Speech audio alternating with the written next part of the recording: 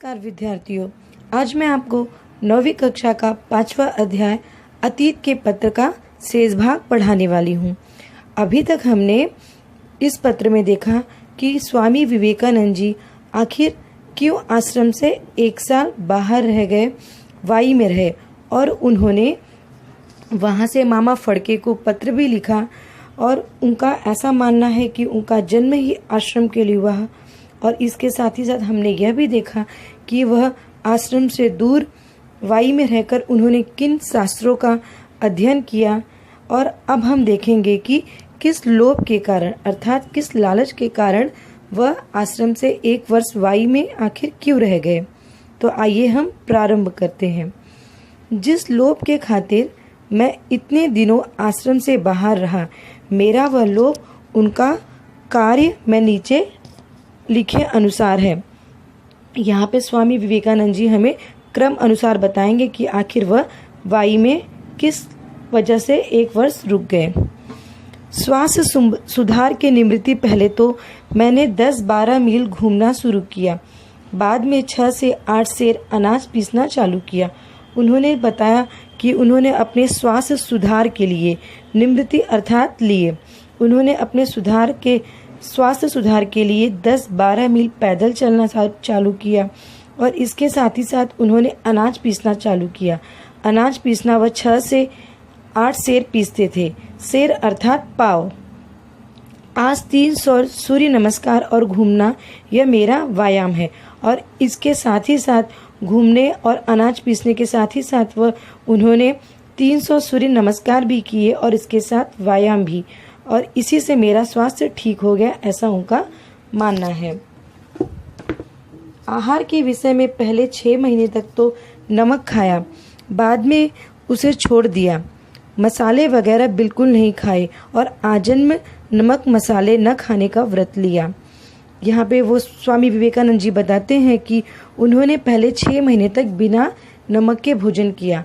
उसके बाद उन्होंने आजीवन अर्थात वो जब तक जीवित रहेंगे तब तक उन्होंने नमक और मसाले ना खाने का प्रण निश्चय लिया था। दूध शुरू किया। बहुत प्रयोग करने के बाद यह सिद्ध हुआ कि दूध के बिना बराबर चल नहीं सकता। फिर भी अगर इसे छोड़ा जाए तो छोड़ने की मेरी इच्छा है। 1 महीना केला, दूध और नींबू पर बिताए, इससे ताकत कम हुई। स्वामी विवेकानंद जी बताते हैं कि उन्होंने दूध पीने की शुरुआत भी की थी। हाँ, उनका ऐसा भी मानना था कि अगर दूध के बिना उनका स्वास्थ्य अच्छा रहेगा तो वह इसे भी छोड़ देंगे। और इसके साथ ही साथ उन्होंने 1 महीना सिर्फ केला, दूध और नींबू पर ही बिताया था, जिससे उनके शरीर की ताकत उन्हें कम महसूस होने लगी। अब हम स्वामी विवेकानंद जी के कार्य को देखेंगे। यहाँ पे 10 कार्य को दिखाया गया है, जिसमें हम पहला देखेंगे कि उन्होंने गीता का वर्ग चलाया, अर्थात उन्होंने गीता का क्लास चलाया और गीता सीखने के लिए 6 विद्यार्थी आते थे और वह उनको अर्थ सहित गीता सिखाते थे, जिसमें उन्हें कुछ भी परिश्रम नहीं हुआ। दूसरा, ज्ञानेश्वरी 6 अध्याय। इस वर्ग में 4 विद्यार्थी थे। उन्होंने ज्ञानेश्वरी के 6 अध्याय को सिखाया और जिसके कुल 4 विद्यार्थी अर्थात 4 छात्र थे। तीसरा, उपनिषद 9। इस वर्ग में 2 विद्यार्थी रहे। उन्होंने उपनिषद सिखाया और इस वर्ग में 2 विद्यार्थी सीखने आते थे। इसके साथ ही साथ हिंदी प्रचार। उन्होंने कहा कि मैं स्वयं तो हिंदी को अच्छे से नहीं जानता, फिर भी मैंने विद्यार्थियों को हिंदी के समाचार पत्र पढ़ाने का क्रम रखा। 5वां, अंग्रेजी भी सिखाते थे। अंग्रेजी के लिए 2 विद्यार्थी आते थे। 6ठा, यात्रा लगभग 400 मील पैदल राजगढ़, सिंहगढ़, तोरणगढ़ और इतिहास के प्रसिद्ध किले देखे। उन्होंने 400 मील पैदल चलकर राजगढ़, सिंहगढ़ और तोरणगढ़ और इतिहास के जो प्रसिद्ध किले थे उसको भी उन्होंने देखा। 7वें में हम देखेंगे कि वह प्रवास करते समय अर्थात वह यात्रा करते समय गीता जी पर प्रवचन करने का क्रम भी रखे। आज तक ऐसे कई 50 प्रवचन किए। अब यहाँ से आश्रम आते हुए पैदल मुंबई जाऊँगा और वहाँ से रेल से आश्रम पहुँचूँगा। मेरे साथ 25 वर्ष का एक विद्यार्थी प्रवास कर रहा है। मुझसे गीता सीखने का उसका विचार है। मैं अधिक से अधिक चैत्र शुक्ल 1 को आश्रम पहुंच जाऊंगा। अब वह यहाँ पे बता रहे हैं कि वह प्रवास करते समय गीता का प्रवचन देते हैं और अब वह आश्रम आने के लिए पैदल आश्रम से आते हुए पहले मुंबई जाएंगे, उसके बाद वह रेल से ट्रेन के माध्यम से वह आश्रम पहुंच जाएंगे। और इसी यात्रा में उन्हें एक 25 वर्ष का विद्यार्थी मिला है जिसे उनको विवेकानंद जी के द्वारा गीता सीखने का मन हुआ और वह बोल रहे हैं कि वह एक चैत्र शुक्ल के 1 को वह आश्रम पहुंच जाएंगे। 8वां, वाई में विद्यार्थी मंडल नाम की एक संस्था की स्थापना की। उन्होंने वाई में एक विद्यार्थी मंडल नाम की एक संस्था की भी स्थापना की थी, जिसमें उन्होंने एक वाचनालय खोला, अर्थात वो लाइब्रेरी बोल सकते हैं हम, और उनकी सहायता के लिए चक्की पीसने वालों का एक वर्ग शुरू किया। वाचनालय अच्छे से चल सके इसके लिए उन्होंने क्या किया, चक्की पीसने वालों का एक वर्ग शुरू किया, जिससे लोग उसके द्वारा उन्हें आमदनी मिल सके वाचनालय के लिए। उसमें और दूसरे 15 विद्यार्थी चक्की पीसते।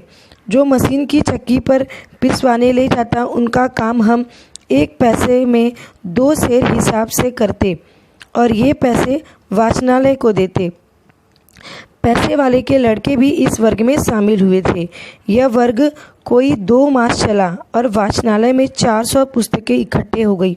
उन्होंने क्या किया, इस वर्ग में जो चक्की पीसने का कार्य किया उसके द्वारा पैसे इकट्ठे होने लग गए और वाचनालय में लगभग 400 पुस्तकें इकट्ठे हो गई और इसमें काम करने वाले मध्यम वर्ग के साथ उच्च वर्ग के लड़के भी शामिल थे। 9वां, सत्याग्रह श्रम के तत्वों का प्रचार करने का मैंने काफ़ी प्रयत्न किया, अर्थात महात्मा गांधी के विचारों का भी उन्होंने उसका भी प्रचार प्रसार स्वामी विवेकानंद जी ने किया। 10वां हम देखेंगे, बड़ौदा में 10-15 मित्र हैं। इन सबको लोक सेवा करने की इच्छा है। इस कारण वहाँ 3 वर्ष पहले हमने मातृभाषा के प्रसार के लिए एक संस्था स्थापित की। बड़ौदा में उनके जो 10-15 दोस्त थे उन्हें लोगों की सेवा करने की बहुत बड़ी ही इच्छा थी और इसी कारण उन्होंने अपने मातृभाषा अर्थात अपनी लैंग्वेज के प्रचार प्रसार के लिए उन्होंने एक संस्था की शुरुआत की और स्वामी जी इस संस्था के वार्षिक उत्सव में गए थे। उत्सव यानी संस्था के सभासद इकट्ठे होकर काम किया करेंगे। आगे क्या उनका काम रहेगा इसकी चर्चा वो एक साथ में बैठकर करेंगे। उसमें मैंने वहाँ हिंदी प्रचार करने का विचार रखा। मेरी श्रद्धा है कि वह संस्था यह काम जरूर करेगी। स्वामी विवेकानंद जी का ये विचार था कि यह संस्था अपनी मातृभाषा का प्रचार बहुत अच्छे से करेगी। आपने हिंदी प्रचार का जो प्रयत्न शुरू किया उसमें बड़ौदा की ये संस्था काम करने को तैयार रहेगी। यहाँ पे स्वामी विवेकानंद जी महात्मा गांधी को कह रहे हैं कि आपने जो अपने मातृभाषा का प्रचार अर्थात हिंदी का प्रचार प्रसार करने का जो प्रयत्न किया था उसमें बड़ौदा के लोग भी अच्छा सहभाग देंगे। अंत में सत्याग्रह आश्रम निवासी के तौर पर मेरा आचरण कैसा रहा यह कहना आवश्यक है। अब यहाँ पे कह रहे हैं कि सत्याग्रह आश्रम के निवासी अर्थात वहाँ पे रहने के तौर पे उनका व्यवहार कैसा रहा आश्रम के प्रति, अब हम वह देखेंगे, वह स्वामी विवेकानंद जी हमें बताएंगे। आस्वाद व्रत, इस विषय पर भोजन संबंधी प्रकरण में ऊपर लिखा जा चुका है। आस्वाद व्रत अर्थात जो बिना स्वाद का भोजन हो, इसके बारे में उन्होंने अपने भोजन के बारे में हमें पहले ही उपयुक्त पंक्ति में बता दिए थे। दूसरा हम देखेंगे अपरिग्रह। अपरिग्रह अर्थात वस्तुओं का संचय ना करना, संग्रह ना करना। लकड़ी की थाली, कटोरी, आश्रम का एक लोटा, धोती, कंबल और पुस्तकें, इतना ही उन्होंने परिग्रह रखा। परिग्रह अर्थात उन्होंने अपने पास रखा। बंडी, कोट, टोपी वगैरह न पहनने का व्रत लिया। इन सब का उन्होंने अपरिग्रह किया। इस कारण शरीर पर भी धोती ही ओढ़ लेता हूँ, करघे पर बुना कपड़ा ही इस्तेमाल करता हूँ। उन्होंने बोला कि वह शरीर के ऊपर हिस्से पर भी धोती ही ओढ़ लेते थे और करघे का बुना कपड़ा ही वह इस्तेमाल करते हैं। स्वदेशी परदेशी का संबंध मेरे पास है ही नहीं। आपके संबंध मद्रास के व्याख्यान के अनुसार व्यापक अर्थ न किया हो तो ही।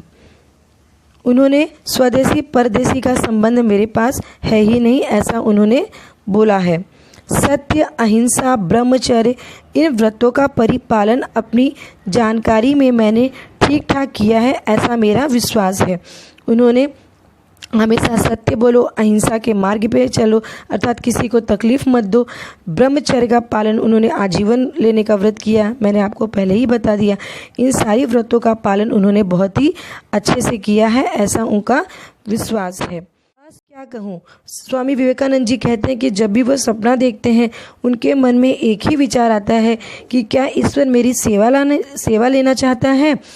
उनकी ये पूर्ण श्रद्धा है कि उन्होंने आश्रम के सभी नियमों को उन्होंने परिपूर्ण निभाया है और उनका ऐसा मानना है कि उनका जन्म सिर्फ आश्रम के लिए ही हुआ है। उन्होंने आश्रम के सिर्फ एक नियम को अच्छी तरह नहीं कर पाया, वह है भाकरी बनाना। उसका उन्होंने कई बार प्रयत्न किया परंतु इसमें वह सफल नहीं हो सके। सत्याग्रह का दूसरा कोई शायद रेल संबंधी सत्याग्रह शुरू करने का जो आपका प्रश्न पैदा हुआ है, अगर वो शुरुआत होगी तो मैं तुरंत पहुंच जाऊंगा, ऐसा स्वामी विवेकानंद जी महात्मा गांधी जी को पत्र में कह रहे हैं। इधर आश्रम में क्या फेरफार हुई है तथा कितने विद्यार्थी हैं, राष्ट्रीय शिक्षा की क्या योजना है तथा मुझे अपने आहार में क्या परिवर्तन करना चाहिए, यह जानने की मेरी प्रबल इच्छा है। इसीलिए स्वामी विवेकानंद जी महात्मा गांधी को पत्र लिखकर कह रहे हैं कि आप मुझे स्वयं पत्र लिखकर बताइए कि आपको इस मेरे में क्या कमी लग रही है, क्योंकि मैं आपको अपने पिता के समान समझता हूँ। ऐसा मेरा पुत्र के भांति एक आग्रह है, अर्थात निवेदन है। मैं 2-4 दिन में ही यहाँ से गांव छोड़ दूँगा। विनोबा का प्रणाम। यहाँ पे स्वामी विवेकानंद जी ने महात्मा गांधी को पत्र लिखकर उनसे पुनः पत्र का उत्तर मांगा है। जैसे मैंने आपको शुरुआत में कह दिया कि इस पाठ में हम 2 पत्रों को देखेंगे, तो हमने पहला पत्र स्वामी विवेकानंद जी का देख लिया, दूसरे पत्र में हम महात्मा गांधी जी के पत्र को देखेंगे। यहाँ पे मैं अपने शब्दों को विराम देती हूँ और इस पत्र से संबंधित हम कुछ प्रश्नों को सुलझाएंगे। धन्यवाद।